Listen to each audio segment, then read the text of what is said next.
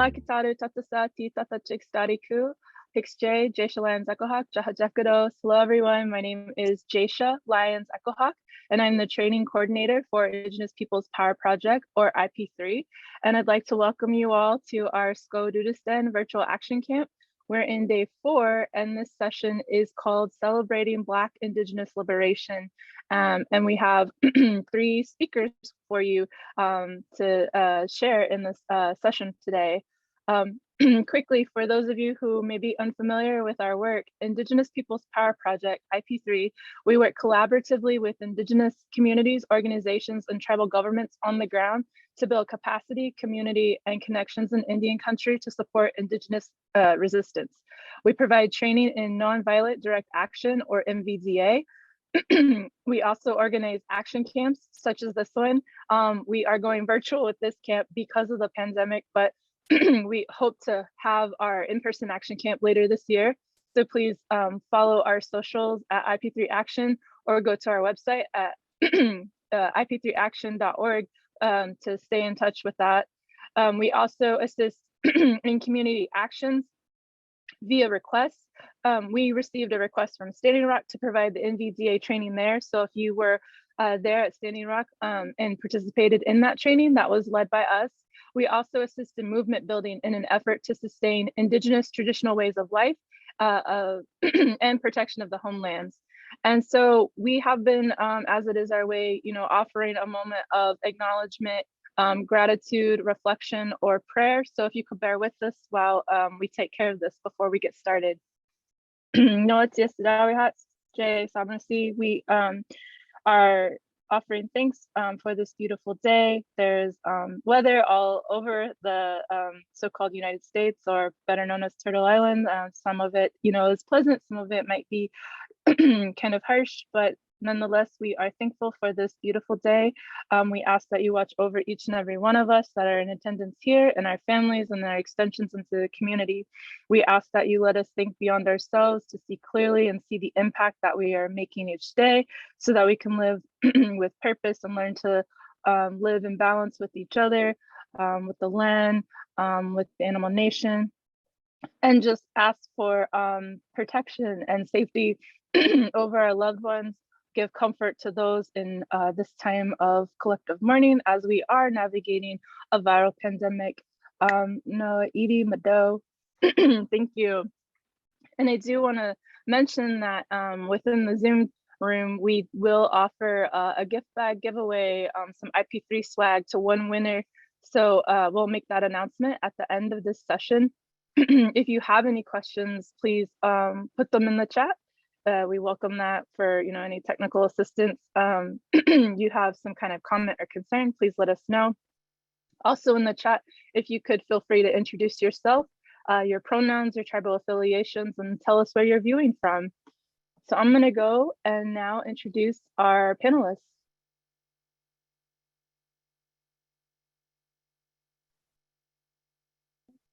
Here we go.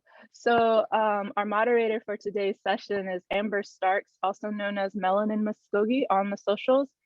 Amber is an Afro Indigenous, Black and Native American advocate and organizer. She is an enrolled citizen of the Muscogee Creek Nation and is also of Shawnee, Yuchi, Quapaw, and Cherokee descent.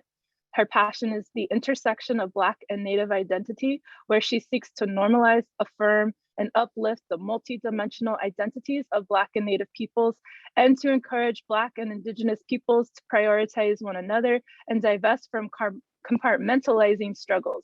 Her pronouns are she, her, hers. Our next speaker is my good relative, also my fellow Oklahomie, Sache Primeaux-Shaw, who is a native of Northeast Oklahoma City. She obtained her bachelor's in political science and history from Oklahoma City University and earned her master's in public administration from the University of Central Oklahoma. Sache is an enrolled member of the Ponca tribe of Oklahoma and is also of Seminole and Chickasaw descent. She comes from the Ponca Primo, Fireshaker, Big Goose, and Sir families, as well as the Seminole, Lincoln, Payne, Bruner, and Chickasaw McCain families. A former Miss Indian OCU, Sache is deeply involved in her communities, becoming a co-founder of the Ralph Ellison Foundation Reading Clinic. She is the past president of Young Democrats of Oklahoma, past chair of the Native American Issues Caucus, as well as the vice chair of the Black Caucus of the Young Democrats of America. She is a past president of the Urban League of Greater Oklahoma City Young Professionals. She's also a member of Alpha Kappa Alpha sorority. She is a co-founder with fellow sorority sister, Dr. Crystal Mitchell, the Queen's Club, a community initiative geared towards young girls grades pre-K through 8th. Sache was also a past state co-coordinator of the 2020 Oklahoma Natives Vote operation. And then our next panelist is Ean McCants. And so I will kick it over to you, Amber Starks, to get this going. Mado. Hesche, everyone, Amber Joel Chepkados. Like Jasha said, I am a citizen of the Muscogee Creek Nation. My tribal town is Lojapoga, or the place where turtles dwell, and my clan is the Turtle Clan. And I'm very much a proud Black woman of African-American heritage. And with that, I want to say Happy Black History Month to everybody joining us today, as well as my panelists. I'm really excited to share this space with y'all. And before I get started, I want to recognize that I'm currently on Kalapuya land here in Portland, Oregon, or also known as Portland, Oregon. So I want to give a shout out to the Kalapuya people and other tribes of the Pacific Northwest. And even as an Indigenous person, I recognize that I'm a guest here on the ancestral land of the Kalapuya people, and that respect is due. And I also really want to acknowledge that at one time, Oregon was known as the white man's paradise and excluded Black folks through legislation such as sundown laws, which enshrine anti-Black racism in the foundation of the state. So I want to recognize that many of these laws didn't come off the books until relatively recently, and that legacy and ongoing violence, such as this legislation, has produced generational harm for Black folks throughout so-called Oregon. So the work that I do in my everyday life and today on Kalapuya land is in honor of both Native and Black folks who have endured and resisted under white supremacy, settler colonialism, and racial capitalism, not only here in Oregon, but throughout this country. And with that, I'd like to say I'm very much indebted to my forebears, and I want to use my voice continuously to uplift Native and Black folks of the past, present, and future. And with that said, I think we should just jump right into it. I want to say that Ean and Sache and I have had the opportunity to get to know each other over the years online, and I've shared a lot of space with both of them, and I've learned so much from both of them. And I think, you know, it's an honor to be on this panel with them because you guys, they are jewels. Like, I have learned so much. And I think that this conversation today, hopefully you will take away some of the brilliance that I've gained from just sharing space with both of them. So before we jump into it, I would love for both you, Sache, and Ean to introduce yourself the way you'd like to introduce yourself, and tell us about your work. So how about Ean? You go first, since your bio was the shortest of all of us. I would love for you to introduce yourself and just tell us about your work. Tugma Solstufua Ean McCants, Oklahoma City Ako Amintali, Chikasha Micha Chata Igyoko Saya. Hi, my name is Ean McCants. I'm from Oklahoma City, and I'm a Chickasaw and Choctaw Freeman, pronouns he, him. And I have, over the years, done a lot of work in anthropology, studying specifically Chickasaw and Choctaw Freemen and our history, and making that history accessible to the communities that I come from. My family is from Wild Horse and Tatum's in the Chickasaw Nation, and currently I'm in my cousin's home in Ardmore in the Chickasaw Nation. I just want to say hi to Miss Irma Franklin Alford and Dr. Mo, and thank them for allowing me to be in their home and welcoming me. And I've done a lot of work with the Oklahoma Freedmen Collective, which is an organization dedicated to teaching freedmen about the communities we come from and our history and culture. So. Thank you. Sache. Hey, everyone. I know my bio was read, but my name is Sache Primeaux-Shaw. I'm currently on unceded Osage territory here in Oklahoma City. I was born and raised here. From the predominantly Black community of Northeast Oklahoma City, Douglas high school is proud of the East Side. I don't care what Millwood and Star Spencer people say. But anyway, I have love for them too, but they're not the pride of the East Side. But anyway, Douglas actually was the oldest Black high school in Oklahoma. And it was a Rosenwald school, which, you know, if you don't know about Julius Rosenwald, I believe he has a rightful place in Black history because he did, you know, advocate for funding of Black schools all over the South, including 199 in Oklahoma, and that included teachers' housings. But anyway, yeah, I'm from Oklahoma City. I'm Ponca, Seminole, Chickasaw, and Amber, my grandma, like, oh, she used to get mad when people be like, but you Creek too, because Seminoles were Creek. And she'd be like, well, we Seminole now, you know, and I'd be like, okay, you know, but like, I have some Creek blood, but it's like, I don't want those Seminoles be like trying to cuff my neck. But anyway, Jordan said, y'all Muscogee. Yeah, we are, you know, but you know, it's just Bunny, you know, she's probably in heaven right now. Like, don't be telling people that. But anyway, so yeah, I you know, I'm very happy to be here. You know, I have most of my life, you know, have had this experience, and I've wanted to be a mentor to other young Black and Indigenous folks who are dealing with the same thing. I don't know if she's on here, but one of my, I consider her little sister, Courtney Pekatua, like, because, you know, I ran for Miss Indian OCU. She wanted to run for Miss Native American UCO because she's also, you know, Seminole, Muscogee, Creek, and Yuchi, and like she's like Jasha, she's intertribal. So like I don't know all her tribes off the top of my head, but Zuni, I think was one of them. But yeah, I've always wanted to be involved with that. And I met Ian, we met during Young Democrats, and he was a high school Democrat. And so we go way back. And then when I found out he was Chickasaw too, I said, I'm Chickasaw too.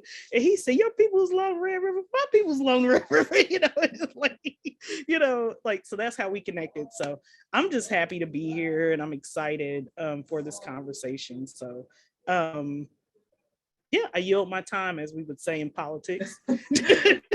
Back to you. Yeah, I'm excited about this conversation. But before we move on to the questions that I have, I want to ask if you have not muted your mic, can you do so? Because I do hear a little humming in the background, and I just want to make sure that that our entire message gets heard by everyone here in the audience. So I appreciate that before we get started. Okay, so like I said, I've been in conversation with both you, Ian and Sache, for a while, and I feel like one of the things that I learned is that I have a lot of blind spots when it comes to freedom and identity, and my own misconceptions that I've had to learn myself, and be mindful of the ways that even when I'm talking about Black liberation and Indigenous sovereignty, and also Black Native identity, to be mindful of the ways that I also could be erasing freedmen in my conversations. And so the first question I have for both of you is, what would you like to know? What would you like people to know about freedmen? And that question, however you want to answer it, I'm really interested in what you want people to know. And then also maybe follow up with, what misconceptions do you think people have about freedmen and freedmen identity? So I'll let whoever wants to jump in first, or I can pick. Oh, that's a lot. What do I like? What would I want people to know? I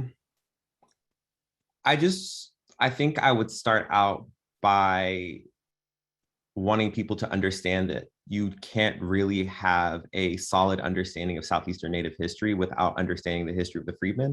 And I think that's really what is missing in a lot of conversations I've seen in talks about Southeastern Native history, is like a complete absence of the history of the freedmen, and it's an incomplete telling of our story and the story of the tribes who were moved from the Southeast to Oklahoma on the Trail of Tears. And in Oklahoma, Oklahoma became a state in 1907. And I think that people who are from here, when you really start to look at the history, you can kind of see like the type of rapid colonization that happened, and like the fracturing of identities that happened in such a short period of time. And there's a dominant narrative in Oklahoma when it comes to history and belonging, I think that seeks to erase and replace Native people. And as freedmen, we're also excluded from a lot of the histories tribes tell about themselves. And so we face erasure from settlers as well as from our own tribal history. And my ancestors in the Chickasaw and Choctaw nations, that was their home. That's where they lived and continue to live after statehood. And that's the only nation that they knew. And so I think that there needs to be a retelling of this story that is inclusive of our narratives. And those narratives are not absent, they're just excluded. So. I appreciate that. And I think that that's one of the things that I learned from you early on in our, relationship, is the ways and like who tells the story and how those stories are told. And I just also think that, like you said, it's the idea that there's this like double erasure that happens. It doesn't only happen through settlers, it happens through tribal nations. And, there are a lot of political reasons for that, but regardless, like we need to be addressing the ways that these stories are told and how freedmen have been erased doubly when we talk about Southeastern history. Sache, is there anything you want to add to that? Yeah, I think Ian really hit the nail on the head because yeah, there is a lot of erasure. I was on Clubhouse, Lord, God bless Clubhouse, last night. And there were a few folks who were making comments about how freedmen don't have Native descent. And that's absolutely untrue. Ian and myself both like have ancestors who were by blood. I mean, not that that should matter because culturally they were, Chickasaw, Choctaw, or Chata, as Choctaws would say. They were Seminole culturally. My ancestor, Abraham, he was Gullah Geechee, but he also, learned Mvskoke and Muscogee. Like he knew a whole bunch of languages. He was an interpreter for the tribe. However, the man was just straight up Black. He was a brother. He wasn't Seminole, but he married one of the daughters of Chief McConaughey. So, and that was one of my ancestors. So he was culturally Seminole. So I just think it's like Ian said, it's a big misconception because it's really feeding into that white supremacist narrative that Native people, like that Black freedmen folks, couldn't possibly have any Native ties, even if it's just kinship ties where, they're not necessarily, like Muscogee Creek or Cherokee, or whatever the case may be, but they're still culturally of that nation. And like, that's all they knew. Like they spoke that language, right? When they were there, like they spoke Cherokee, they spoke Choctaw, they spoke Chickasha. Like they didn't, they were enslaved, by some of the members. Like what? I mean, they knew English, some of them, but like some of them, like that was their first language. So I just feel like that, people need to know that part too, because that was the case for my ancestors. My ancestor, Tina Lincoln, like that was her first language. It was Muscogee. Like when she, was in Oklahoma, well, Indian Territory. And I mean, it's just like people need to understand that it's not something that's black and white. It's not something that's cut and dry. It's something that people really need to educate themselves on, because Ian's ancestors too were like that. They were Chickasaw. They were Black, however, like their culture was Chickasaw. So I would like for folks to know that and really just to, dig deeper and like not look at things at face value, like, oh, this person was Black, so they're not Native. You don't know that. And that's not necessarily the truth. Even if they were just Black, they were still culturally of that tribal nation. So. Yeah, I think you bring up some really valid points. One, the idea that Blackness and Nativeness are mutually exclusive, that there is like a conflict with that identity when we know, I think all three of us know that, we come from generations of Black and Native folks. And, I always remind people there's no conflict in my blood, and I know that I'm capable of existing as both Black and Native, and so are the, other Black and Native folks who come from many different tribes across Turtle Island.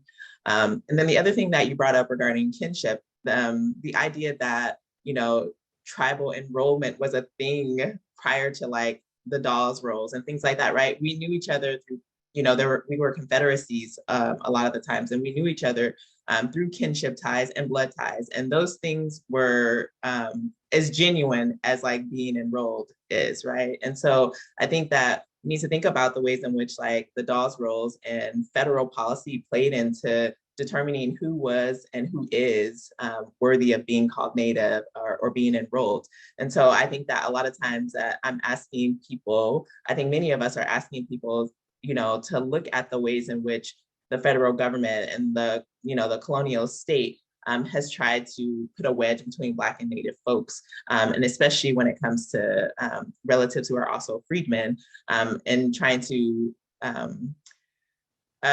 invalidate people's identity and their authenticity as being both Black and Native. So with that said, I know that there are a lot of misconceptions about freedmen. And I remember, Ian, one time you telling me that people only know freedmen as being enslaved. They know nothing else about freedmen history, freedmen culture. And so I'm wondering if you can speak to that misconception, to go a little bit deeper into what do you think misconceptions are?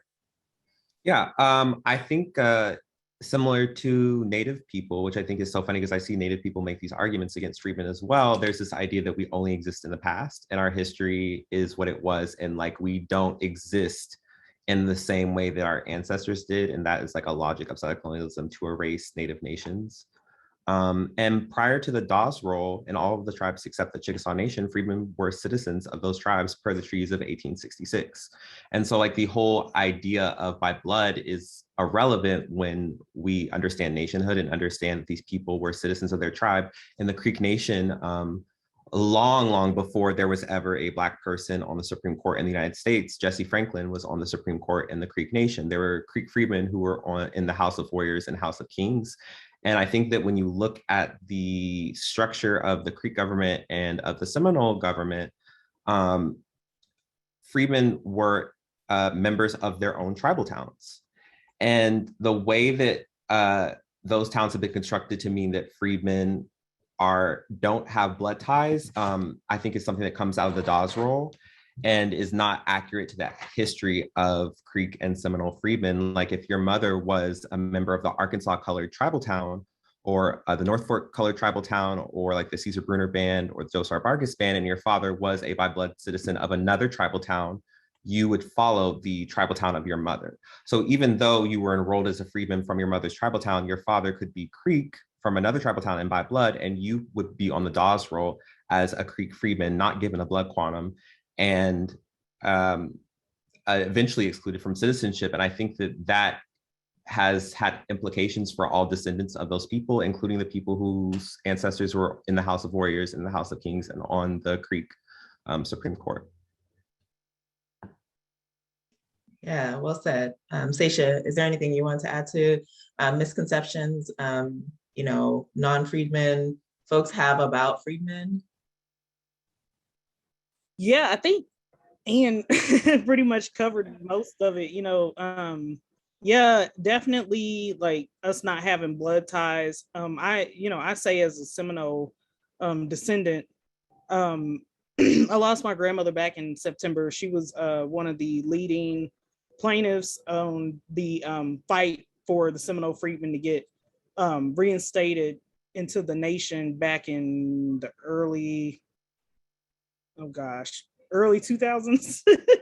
It was back when I was in middle school. I'm 34 y'all. Like that was like Ludacris and Juvenile and all them coming out. Like that was my point of reference for that time period.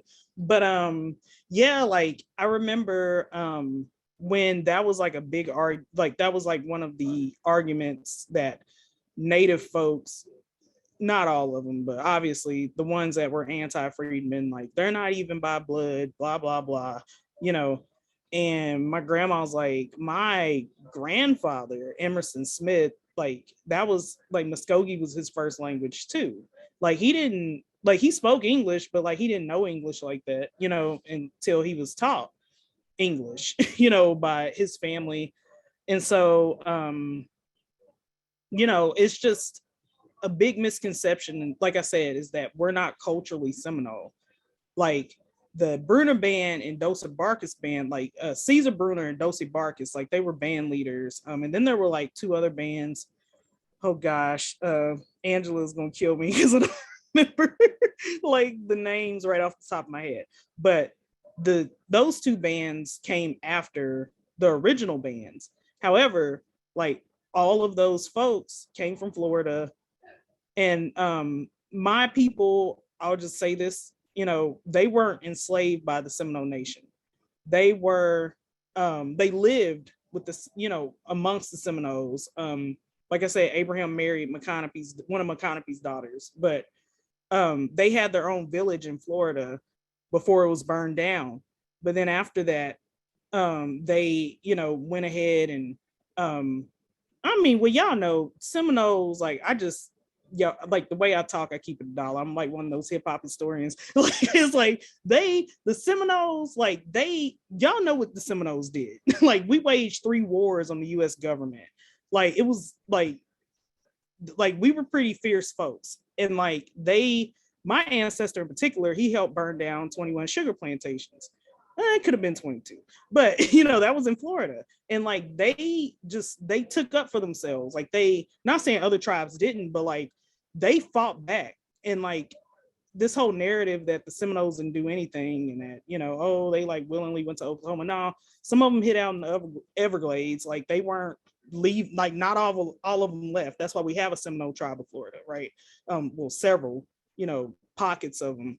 And so like our people, my whole point is our people were deeply embedded in this culture, and they like lived with the Seminoles. It wasn't something that was like, oh, they enslaved them, like they were separate from them. No, like I said, my ancestors weren't enslaved. On that Dawes record, that Dawes card, they weren't slaves of anybody.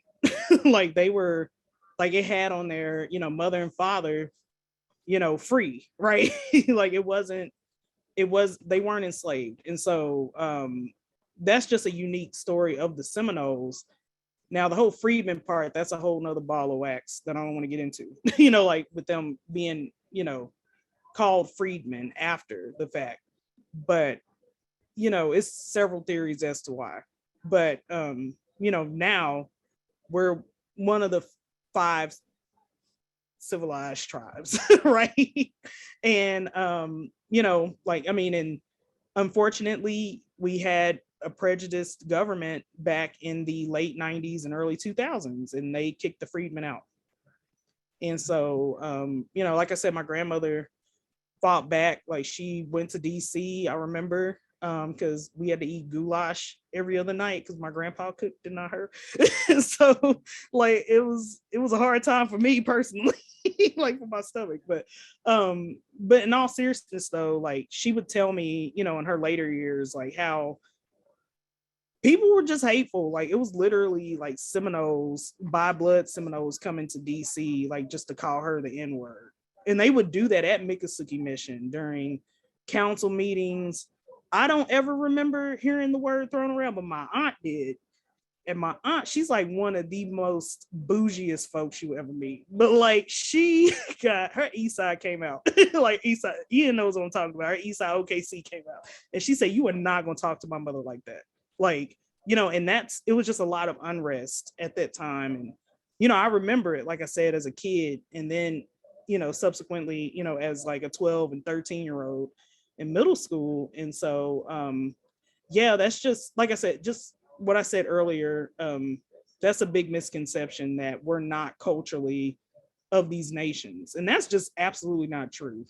So that's why Ian and I, you know, we've been working together trying to do the freedmen restoration projects, cemetery restoration projects, because we have to tell these stories. Like our people were culturally Chickasaw, Choctaw, Creek, and Seminole. Like, I mean, that's, you know, it's just simply untrue that they were just enslaved Black folks who just showed up. You know, like, that's not true. And I think also to the by blood arguments that are used against freedmen, despite what people try to make it seem, are relatively new arguments in the scheme of Southeastern history. Like a lot of the times people make it seem like it's always been this way, that being Native was based on being by blood from the Dawes Roll, but that's not true to the history of the Southeastern tribes. Constitutions that were passed in the Creek Nation in 1979, I believe, 1981 in the Choctaw Nation, they excluded the freedmen, are relatively new. And a lot of our elders who are from Oklahoma, from Indian Territory, are older than the constitutions that excluded them from membership. So for people to make the argument that this is a traditional thing in having citizenship by blood, it just doesn't check out with the history of these tribes and the history of the freedmen. And I think that that is why also there is so much erasure, because then there will be an explanation needed for why these things are happening. And also when we talk about like cemetery preservation, some of the cemeteries that Creek freedmen, Choctaw freedmen are buried in are in very bad shape, and the nations won't restore those cemeteries. I know people have like filed to have them restored by the nations, and the people who are buried there were citizens of the House of War, citizens of the nations at the time, were members of the government of the Creek Nation, members of the Choctaw Nation at the time that they were alive. And now the Choctaw Nation is saying because they're freedmen, they won't restore those graves or help preserve them. And so I think that for freedmen, when we look back at our history and look at our communities and where we are now, there's a lot of hemorrhaging of land and culture that's happened because we're excluded from enrollment and excluded from being a part of the communities and the nations that we live in. An example that always really sticks with me is a Chickasaw freedman named Josiah Mickey. His father was a member of the Chickasaw legislature and his mother was Black and Chickasaw, and he and his siblings were enrolled as Chickasaw freedmen. Josiah Mickey was his name. His Chickasaw name was Kabichi, which means to clear the forest. And he was living with the Yuchi at the time. An ethnographer interviewed him about like the social structure of the Chickasaw Nation, about the lives of the ways of women in the nation, and just like the clan structure and all these different things about Chickasaw identity that he was very much well aware of.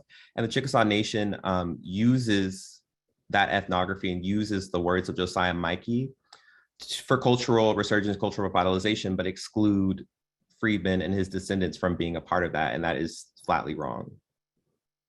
Yeah, I mean, I think both of your points remind me of the way that, you know, blood quantum, you know, the Dawes rolls, the one drop rule, all of those are weaponized against freedmen and other Black natives in general. And the ways, I think it's telling in how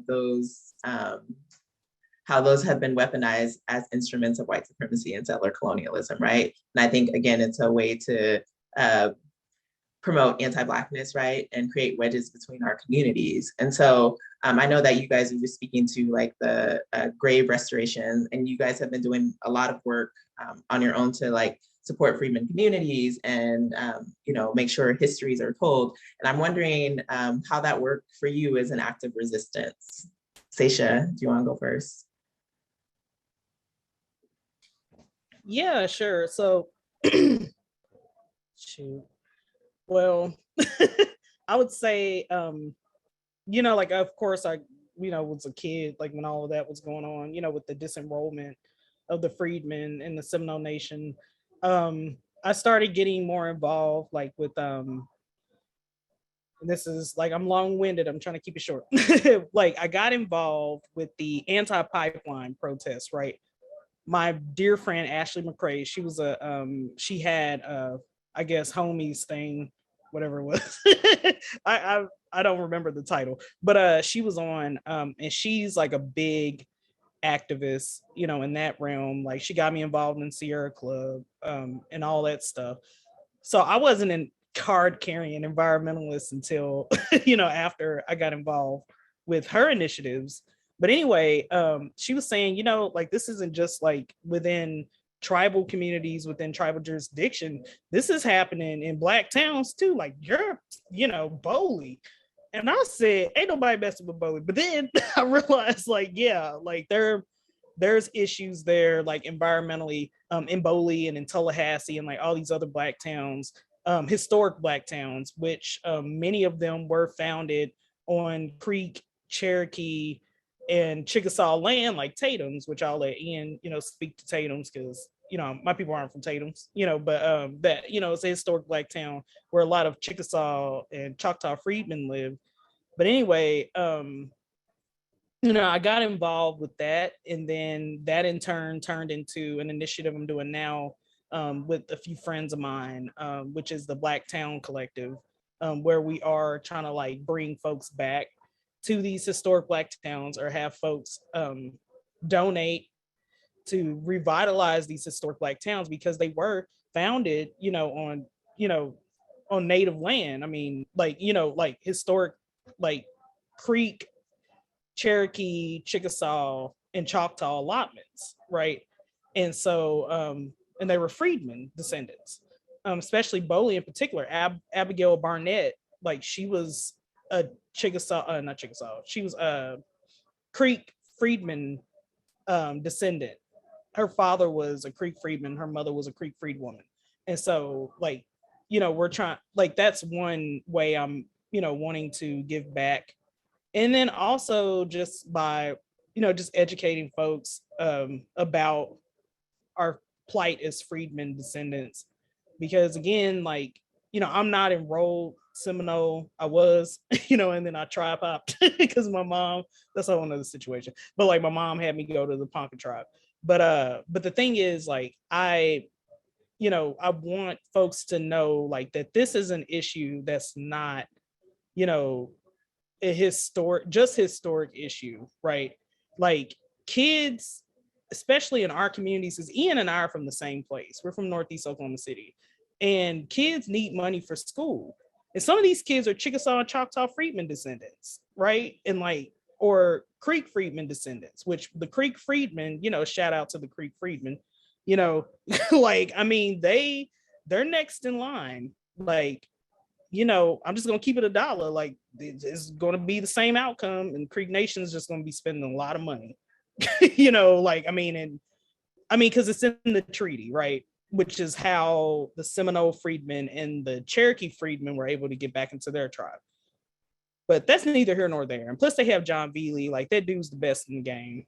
Like, shout out to him as well, because he helped us as well. So my whole thing is like, it's just it's a lot at stake, and like that's why I'm not a Creek freedman descendant. However, I help them, like I help them with their social media, and I help like spread the word about their events, because I'm like, people need to know that this is going on, and they need help with their with their fund and everything. So their legal fund, because like these kids are like, they're struggling right now, like especially Ian, and I'll let Ian speak to that, like especially in southern Oklahoma.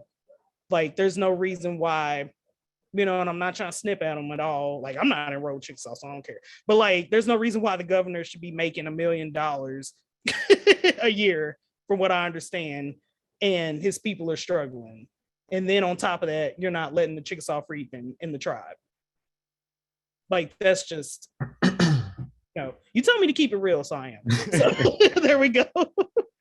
And I think too, like dealing with the legacy of the Dawes role, like I see Native people who are against the freedmen talk about sovereignty and talk about land, while doing nothing to protect the land allotments of Chickasaw freedmen that have been in our families since the 1890s. And because freedmen were not given a blood quantum, regardless of our blood ties to the nation, our land allotments had no protections on them at the time of Oklahoma statehood, and many of them were stolen. So to say that you care about the land of your nation, but you don't care about protecting that land that has been in these families that have descended from your nation and lived in your nation since removal, as long as you have, it's hypocritical. And even recently, I think it was in 2018, I went out to Tatum's, the town that my family's from. It's the only all Black town in the Chickasaw Nation. And a pipeline company, Midship Pipeline, built a compressor station a little bit outside of Tatum's, and they stole freedmen land allotments that had been in these families since the 1890s under eminent domain. And they said that they sent letters to people letting them know that they were being sued for their land, but none of those people received letters. And so we went down to Tatum's and had a protest on a bridge there on Wild Horse Creek. And like 6 people came out, but like Tatum's is such a small town that everyone knew about it and people were calling their relatives, because we had a list of all of the people whose land was being stolen for eminent domain so that the compressor station could be built through Tatum's. And people were like, oh, that's my cousin, that's my relative. And they would call them up and let them know like, hey, this pipeline company is trying to steal your land under eminent domain. And so for those types of things to be happening, it's a continuance of the land loss and the land theft that has happened in freedmen communities since the time of statehood in Oklahoma. And I have my cousin, Buck Colbert Franklin's autobiography here. He was a tribal attorney from Homer, which is a town close to Tatum's. And he talked about the theft of freedmen land allotments. And I'm just gonna, all right, so I'm just going to read a little bit of his autobiography and what he said about land allotments, because he also lived in Renniesville and helped Seminole and Creek people protect their land allotments. Hold on one moment. Okay, so at the same time the Jim Crow law was being enacted, there arose a simple scheme to secure the record title to much of freedmen land allotments without their knowledge. This is how it worked. Conveyances would turn up on record to a freedmen land allotment in favor first of, say, the Iowa Investment Land Company. And a few days later, the record would show that this company had conveyed the same land to a third person. The deeds were regular in every aspect. The third party would appear and claim the land, threatening to sue for possession unless the land was delivered to him at once. The true owner, ignorant and baffled, did not know what to do. He would consult an attorney, and possibly 9 times out of 10, the attorney would exact a fee of 1/2 interest to try to recover the land, with the freedman paying all expenses. Possibly the freedman couldn't even pay the court costs to institute the suit. The freedman would compromise for a mere pittance, give up possession of the land on which most of his children had been born, and move off. So this was the type of theft that was happening to freedmen land allotments throughout Oklahoma at the time of Oklahoma statehood, and there were no protections placed on our land allotments because we were not given a blood quantum. So this was a purposeful action taken by the United States. And I think that also when you look at the grandfather clause and Jim Crow, which were the first law that happened when Oklahoma became a state, it was a way of ensuring that the social fabric of the nations that existed before statehood ceased to exist, because all non-Black Native people were declared white, and all freedmen, people who were by blood and of African descent, and Black folks from the United States were declared Black, meaning that they couldn't go into business together or get married. And my cousin Buck Colbert Franklin, who lived in Renniesville, tried to go into business with a Creek citizen and was able to because he was a Chickasaw freedman, and the Creek person was by blood and non-Black. And this also had implications for relationships between freedmen and by blood members of the tribes. There was a case of a Choctaw, I forget his name, but he was a part of the Snake Band, the anti-allotment group of citizens throughout the Southeastern tribes. And he married a Choctaw freedwoman, and their daughter wasn't able to inherit his land allotment because their marriage was declared invalid by the state of Oklahoma because she was Black and her father was non-Black and a citizen of the Choctaw Nation. And so these things have had huge implications for the identity of freedmen and Black natives in Oklahoma that we continue to see today. Absolutely. And I think that this is the kind of work that we're trying to speak to, is that, these projects are ongoing. The erasure of Black Native identity, freedmen identity is imperative to the ongoing process of this project of settler colonialism and white supremacy.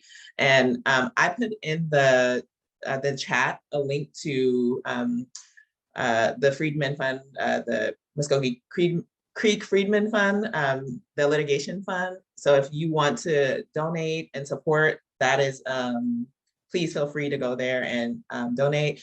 There's a couple of us in a group online called Blendian Country, which Ean and Sache and I are a part of, where we try to uplift Black Native identity, including freedmen identity. And so we are running a a raffle at the moment to encourage folks to donate and again to learn more about the Mvskoke Creek freedmen. But in general, you know, my hope today in today's conversation is that if you don't know anything about freedmen, that you would be proactive about learning and doing research and reading, because there are a lot of folks who are doing this work out there. And I think it's an important part of talking about Black liberation and Indigenous sovereignties and the ways they overlap in dismantling white supremacy and settler colonialism and anti-Blackness.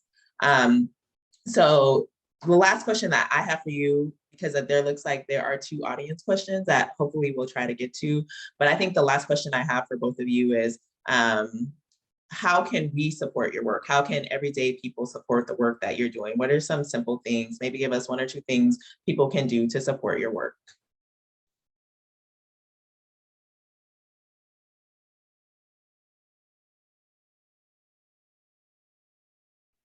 I guess I'll go first. So definitely donate to that link for the Muscogee Creek Freedmen Indian Band Fund, because like I said, they're next in line to hopefully right what's wrong, you know, in the nation. And then also, I will say, Ian and I, we're going to do a launch soon, but the Freedmen Restoration Cemeteries Project. That's one thing that we're trying to get done, because Ian's family is in old 5 Mile, and then mine is in Brunertown, and they're completely unkept. Like, we're trying to like raise money to like get those restored, because the nations are just, they're not going to pay for it. Like that's that's, you know, like we're not even asking anymore. We're just gonna raise the money to do it. And then also yeah, follow Blending Country on Instagram. And then I also have a personal page, which I need to update it more. Dear Black Indian Girl, NDN Girl, quite literally, because I, you know, want to share profiles about woman identified Black and Indigenous folks. And then yeah, just, you know, like support those initiatives, because it's just so much going on. And then it's you know, it's not just like within Oklahoma, but also like I said, being on Clubhouse, there's our relatives on the East Coast who are dealing with a lot of anti-Blackness, especially in the southern part of the coast, and then definitely northeastern. I mean, most of them are federally recognized, like the Shinnecock, the Mashpee Wampanoag, the you know, Mashantucket Pequot. It's really, it's ridiculous, because there's literally like historians here in Oklahoma and genealogists who, like, you know, are saying things like they don't even look Indian anymore. I was like, what is that? What does that look like? Like, what does that look like? The Poncas have been mixing with the French for I don't know how long. So do they no longer look Ponca? Seminoles, I don't even want to get started, because like we're mixed. Like Seminole literally means runaway. Like, I mean, that's like, you know, we're Creek, like Bunny, you know, she probably like cussing me out in heaven right now. But she's probably like, you know, like, we are not Creek. But no, we were, you know, like, I mean, we are. And it, you know, it's just, you know, I digress, but it's like, it's that type of thing where, you know, folks really need to know like the history, the true history, because if we don't, then they are going to think that there is such a thing as somebody who doesn't look native. You know, like that's not a thing. Like, because then it's like you're trying to say Walter White, who was, you know, the secretary of the NAACP, National NAACP, he wasn't Black. He looked white. He was blonde hair, redhead. I mean, not blonde hair, redhead, but he was redhead, blue eyed. But like he, you know, was like, he was Black. He was like, I'm Black. I went to Morehouse, like, and I'm a Black man. You know, I'm an alpha. You know, like it's like, you know, and it's just not right for us to like depend on those type of phenotypes, I guess. And then just this false history of, you know, Black and Indigenous folks like not being legitimate, and that, you know, there's not a lot of us, you know. And I do respect Dr. Henry Louis Gates, but I don't agree with his assertion that you know, there aren't that many of us. So, yeah. And my cousin Dr. Mo is doing a lot for Old 5 Mile right now, and we've got people actually working on restoring Old 5 Mile, which I was very happy to get to see while I was here. And my relatives that are buried in Old 5 Mile are part of Equity Case 7071, which was a lawsuit that Chickasaw freedmen, 1/3 of Chickasaw freedmen, filed against the Department of Interior and the Chickasaw Nation to be moved to the by blood roll. And they had affidavits from their relatives talking about them being related. And so people often like wonder, like, why do you care? Like, why is this so important to you? It's because this is work that my ancestors did up until their deaths. Like Betty Ligon, who was the lead litigant of that case, fought for Equity Case 7071 up until her death. And the same thing for my great grandmother, Caledonia Newberry, who's buried in Old 5 Mile. And I think that a lot of the times people want to help and want to get involved, but before I think that we get to that part in organizing, there needs to be more of an understanding of our history. And I see a lot of the times people who in academia are teaching about the freedmen are learning all of these things about our communities and about our history that have not, that are repressed in the communities that they actually come from. And they hold this knowledge about our ancestors that they don't share with the people who descend from them. And I think that that's very problematic. And as an anthropologist, one of the best things I think that people can do to educate themselves is read directly from the people who experienced life in Indian territory. And so the Indian Pioneer Papers is a really good resource for people to start reading about the freedmen. And I think it's the responsibility of citizens of the Southeastern tribes to educate themselves on the history of the freedmen, because that is your history.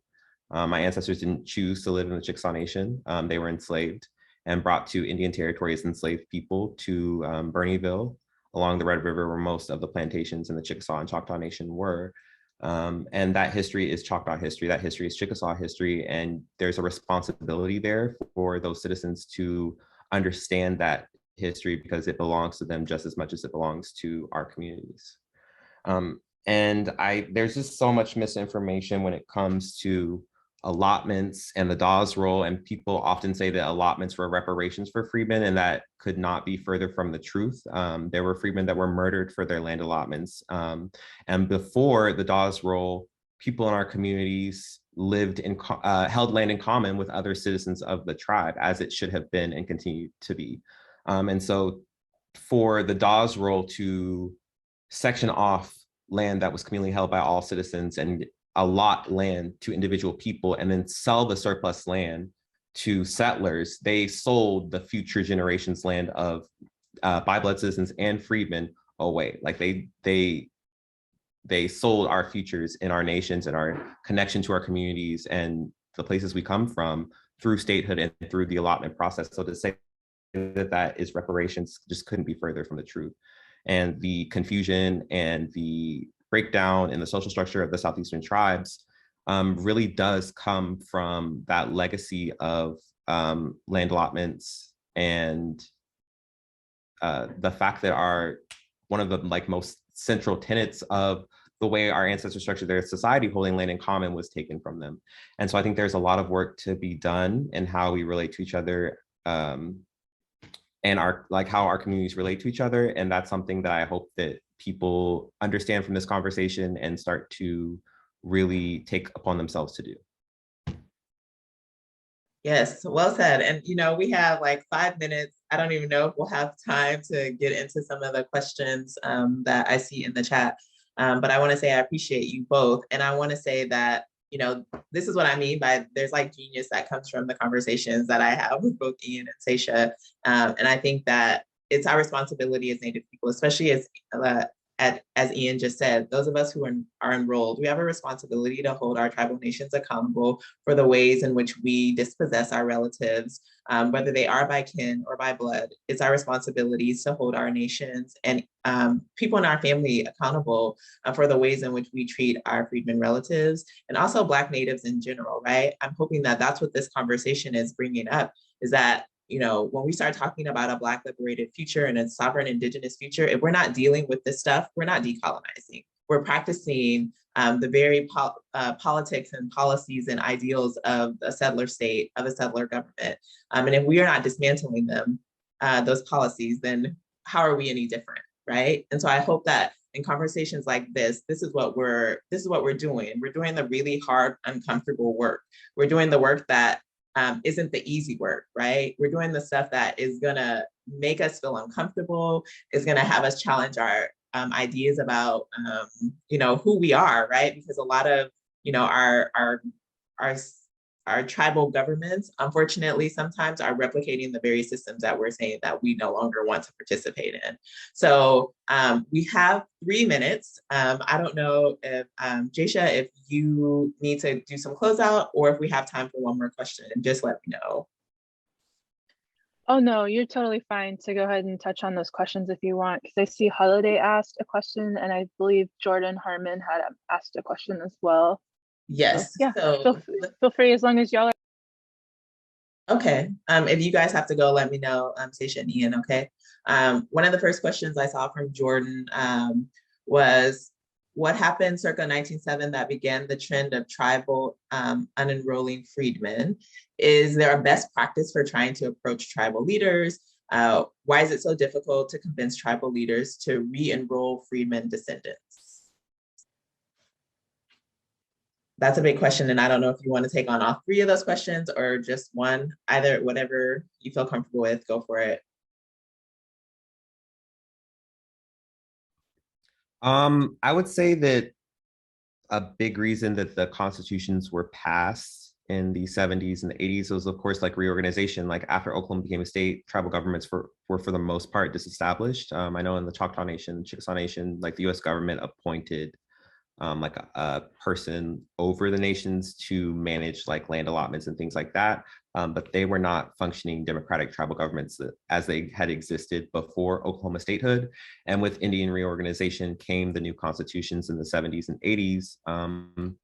And with those new constitutions, like from 1907 to when those constitutions were passed, like there was segregation in Oklahoma. There were all of these things that divorced freedmen and citizens of those nations from the nation that they had all lived in common.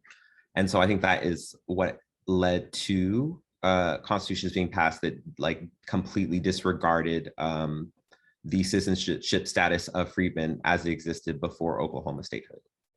And so I think that that's something that we all have to contend with, is how the process of reorganization has excluded freedmen. And best practices for trying to approach tribal leaders. Yeah, I don't have an answer for that one. And I think like also the answer for why it's so difficult to convince tribal leaders to re-enroll the freedmen is because a lot of, and I know this from like having conversations with people who work for the nations, even the governors of some of these nations don't understand or fully comprehend the history of the freedmen. I think that's very sad when the governor or the chief of your nation, I said governor, kind of spilled the tea, but the chief or governor of your nation just isn't fully aware of their own history. I think that is extremely problematic and honestly a little bit embarrassing. The way that several members of these tribes and their tribal governments say things about the freedmen that are just not true to their history, because our history is like within these tribes' history, and they're spreading falsehoods about their own history. There was an article that the Chickasaw, it was actually a part of like the Chickasaw TV, like we all know the Chickasaw Nation commercials, they're in Oklahoma, but like their whole media campaign on their website, they had a section about the freedmen. I think this is the only time we were ever mentioned, but they said that the Chickasaw Nation provided refuge to enslaved people, provided refuge to Africans from enslavement, and that is just patently false. And from the emails and calls they received from members of our community, it was removed, but not before one of our elders was able to screenshot it and write a rebuttal to it. And also there is like the belief that in the Southeastern tribes that slavery was better, or that slavery was only practiced by a small number of tribal citizens, without the full understanding that slavery is an economic system. Like there may be one CEO of McDonald's, but there are plenty of people that work for McDonald's there were ads in the newspapers of these nations for runaway slaves. There were slave catchers. It was an economic system, and a lot of people's labor that were enslaved was leased. And so you didn't have to necessarily own slaves to be a part of enslavement. It was an economic system. And so there were many people and citizens of these nations who participated in slavery without ever owning a slave. So to say that there was a fraction of tribal citizens who participated in slavery is just not accurate to slavery in the United States as it happened, or slavery in Indian Territory as it happened. Like you don't need to have a large percentage of your population own slaves for the economic system of slavery to be practiced by a lot of your tribal citizens. So that is a misconception. And I also think that I hope that citizens of these tribes start to understand the way that anti-Blackness has honestly never worked in their favor. These tribes participated in an economic system that necessitated their removal from the Southeast. The reason, in part, why these tribes were removed to Oklahoma was because white planters needed more land to expand cotton agriculture, because cotton takes up so much soil and nutrients from our homelands that our ancestors lived in for thousands of years. They had to constantly expand their territory. And so it's interesting. My mother's side of the family is from Alabama, and my father's side of the family is from Indian Territory. And while one side of my family was being removed to Oklahoma on the Trail of Tears, the other side of my family was being brought from the East Coast to the Southeast for cotton agriculture.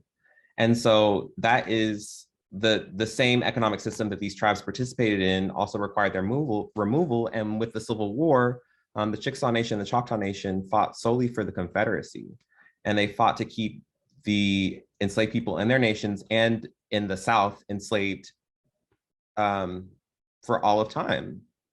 Like that was the goal of the Civil War. They signed treaties with the Confederacy outlining that slavery was a reason for them siding with the Confederacy, and it led to more land cessions and a loss of tribal sovereignty and statehood. And so anti-Blackness has never worked to the benefit of Native people. And I think that the sooner that that is acknowledged and understood, the better off we will all be. Ooh, that's a whole word. It's a whole word, because I try to remind people often that, my Native ancestors were removed, so my Black ancestors can work our ancestral lands. And like when you think about that, like you said, like it has never worked for us, right? It has been self-sabotaging for us to participate in these very systems that we are have been upholding. So that's a whole word. I appreciate that. Sache, did you want to add to that, or did you want to try to move on to the next couple of questions? You let me know. Yeah, Ian, like I said, I was like, preach, like, I mean, he pretty much, I don't have much to add to that other than I agree. Hey. Yeah. Well, maybe then I can ask you the next questions. I think, and I'm sorry if I mess up your name, Denise Silva asked, what are your thoughts on the land back movement?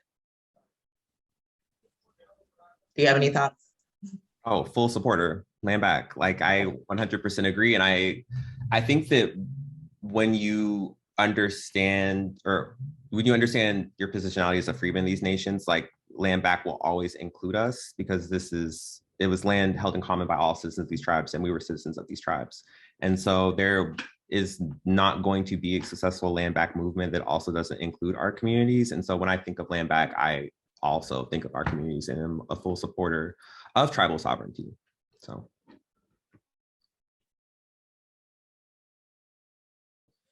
Yeah, I concur. I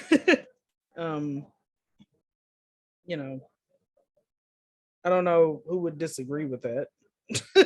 But I mean, apparently there's some people who do, and they happen to be Native and non-Black. But I think too, though, when we think about like McGirt and the jurisdictional boundaries of these reservations, Oklahoma is number 1 or number 2 in the United States, meaning that we're number 1 or number 2 in the world in mass incarceration.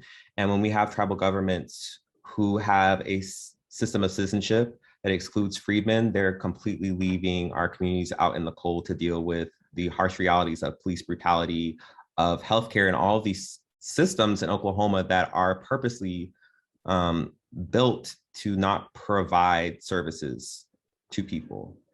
And so like with McGirt,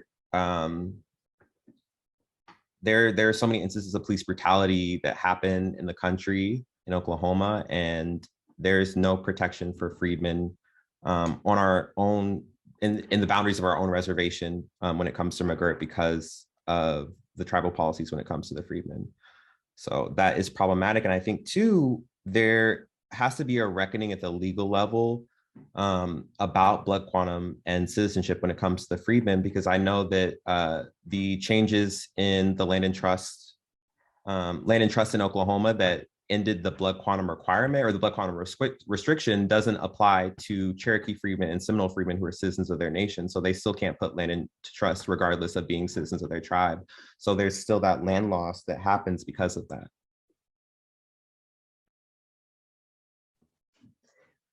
Ooh, okay, so we're gonna try to get to this question by holiday, and then we'll wrap it up. So Sache, I'll ask it to you first, and then Ian, I'd love for you if you have any follow-up. So holiday's question is, what's possible when Black and Indigenous people begin to learn about our disconnection and connections, and acknowledge the harm and heal? What would we get to feel or do that is hard or impossible now? Oh, wow. Yeah. By the way, I love you, Holiday. Hello. Yeah, I love you too.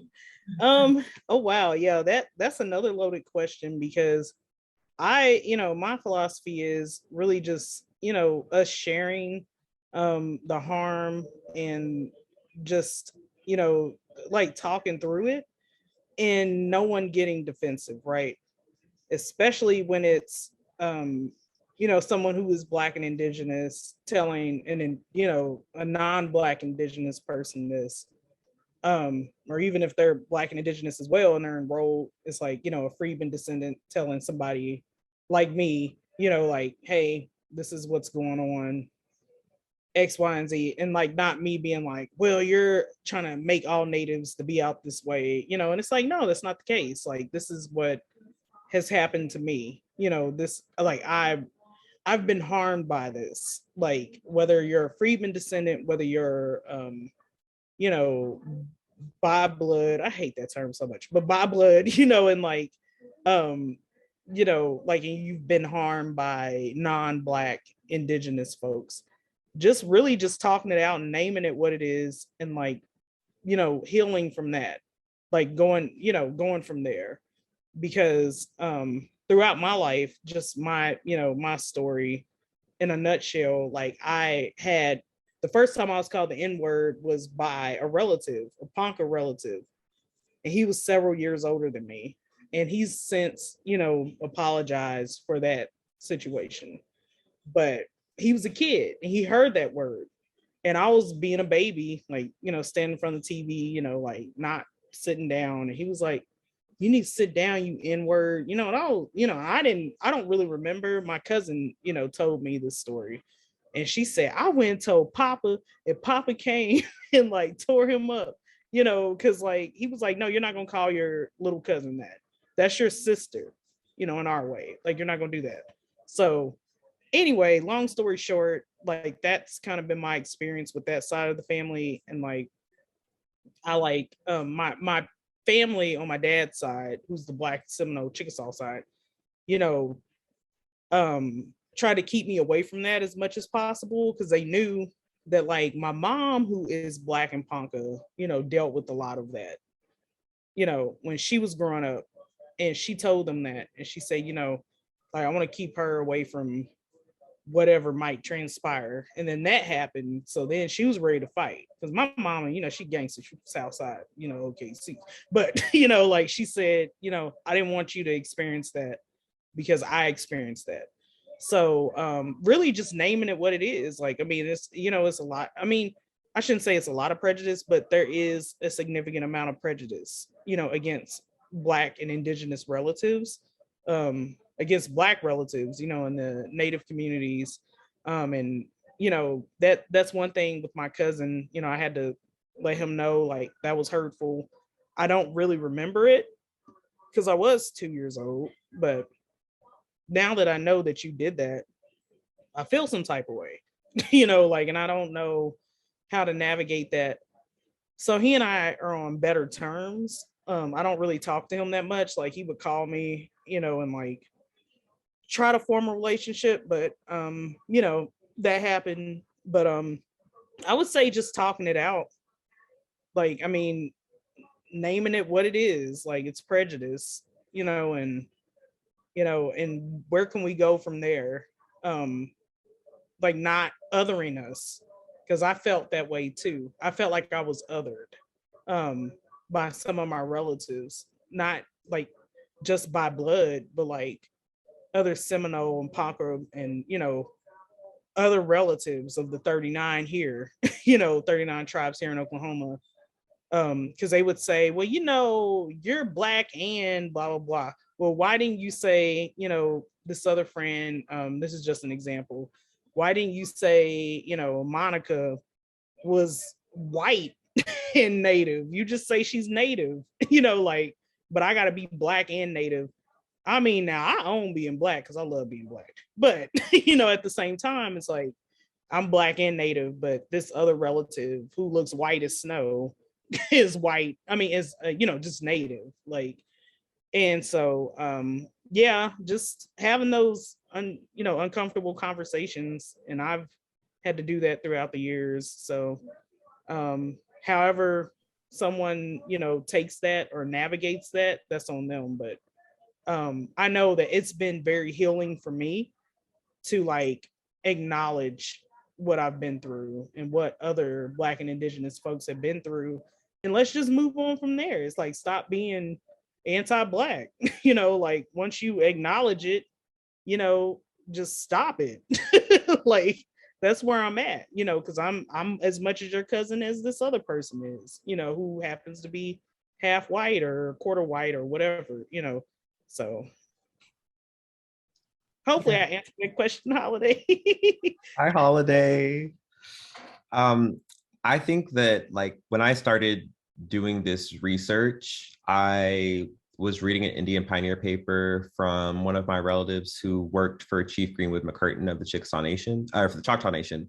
And he was talking about his life in Indian Territory. And it was just so incredible, like, having that firsthand account of my history that I hadn't experienced before. And it can feel really lonely and like traumatic, learning all of these things about your history. And we have ancestors at the time of the Dawes Roll who had survived the Trail of Tears, the Civil War, and Oklahoma statehood.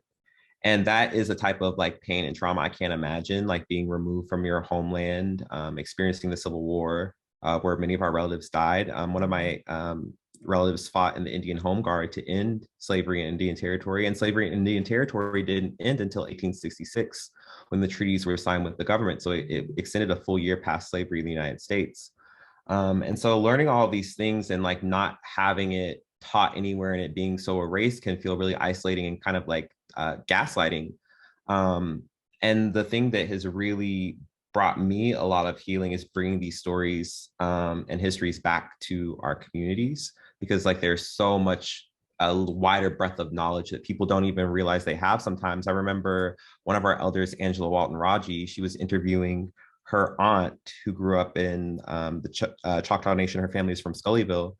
And she was asking her, like, did you ever eat like any like Choctaw food growing up? And she's like, no, we never ate any Indian food growing up. And then she asked her, well, have you ever had pashofa? And she was like, what do you know about pashofa? And so there are all of these aspects of culture that we have retained as freedmen that we're not even aware of sometimes. So bringing that back to people, like that acknowledgement of like what it is and where it comes from, is really healing. And so I think that has been, that is the greatest possibility we have, is bringing this knowledge and bringing this history back to our communities and making sure that people are aware of it. And I think that is something that is not done enough. And I think that's on freedmen to do, and for citizens of the tribes to support us in doing, is making sure that our relatives and ancestors know where they come from and their history, especially at a time in Oklahoma when there's the banning of our history. There's the banning of the teaching of colonialism. There's the banning of the teaching of slavery that is being passed in the Oklahoma legislature. Like there's never been a more imperative time for us to acknowledge the harms, acknowledge the disconnection, acknowledge the contradictions that exist in our history and address them. Because as our elders pass, we are going to lose knowledge that I think is very central to our understanding of our communities and who we are as a people. So. Thank y'all. I so appreciate you. And, this is what I, was trying to tell people early on, how much I've learned, as someone who is a citizen of a nation who did participate in chattel slavery. I think it's my responsibility to be learning. And I hope for those of you who are also enrolled in one of the 5 tribes that you're doing that work, and also for Indian country as a whole, that we're learning about the ways in which white supremacy and settler colonialism kind of creep in and start to erase particularly Black natives, and of course, our freedmen relatives who also, as Sache pointed out earlier, many are by blood as well. And so Sache put in the chat a way to support, to donate to the cemetery project, as well as her email and the website.